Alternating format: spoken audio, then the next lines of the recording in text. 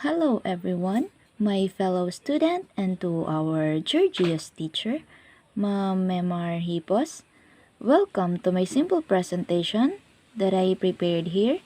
Join me and listen to my simple presentation. Activity 2.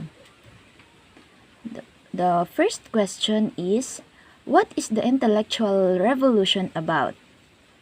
The term intellectual revolution is used to refer to Greek speculation about the nature in the period before Socrates, roughly 600 to 400 BCE. Hence, the alternative technical terms are pre-Socratic or non-theological or first philosophy. I think for me, first philosophy bear in our mind that philosophy in question that little to do with ethics and much more to do with what would call physics or logic. There are three characteristics features of this form of speculation. First, the world is a nature whole that is supernatural forces do not make things happen. Second, there is natural order, that is, there are laws of nature. Third, human can discover those laws. I will develop these concepts more fully in class, although the texts have been translated as prose. Much of what survives is actual verse. Here are the examples of revolution, intellectual revolution.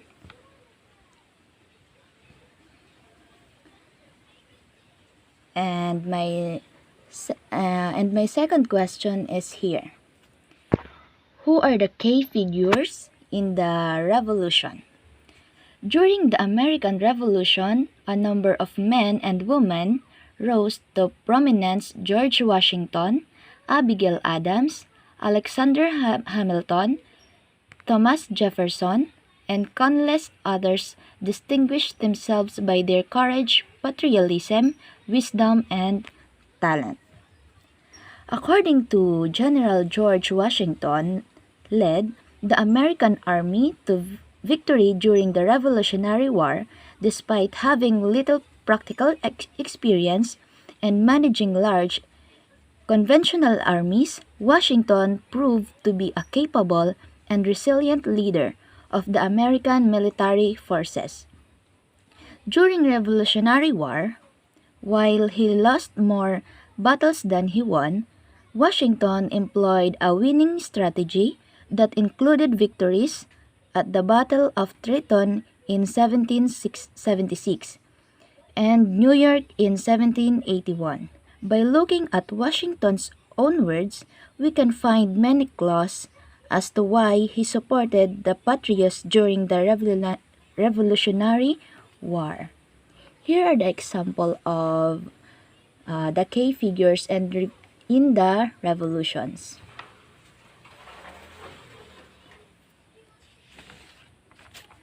And let's proceed to our number 3 question. How did the revolution advance modern science and scientific thinking at that time?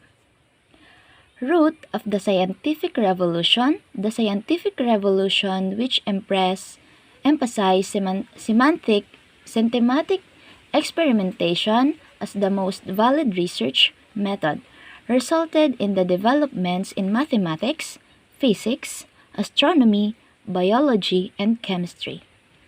This development transformed the views of society about nature.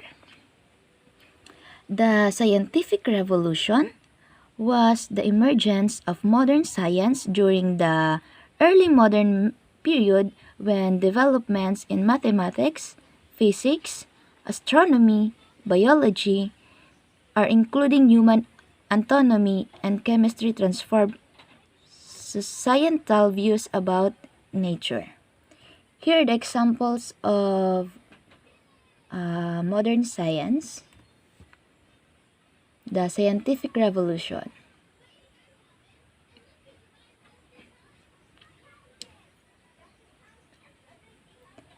And let proceed to our last question, the number 4. What controversies met the revolutions? The revolution controversy was British debate over the French Revolution from 1789 to 1795. A pamphlet was began an earnest after the publication of Edmund Burke, Reflections of the Revolution in France in 1790, which surprisingly supported the American colonists in their rebellion against Great Britain. His view sent a shock withdrew withdrew the country. I think for me, the Revolution controversy was a British debate over the French Revolution from 1789 to 1795. A pamphlet war began the earnest publication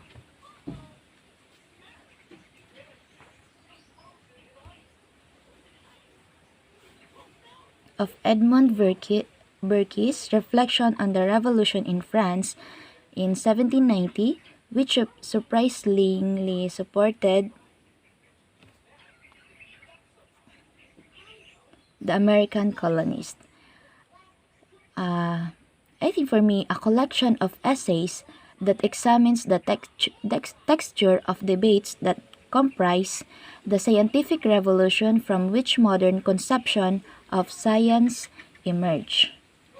Here are the examples of number 4, controversies revolution.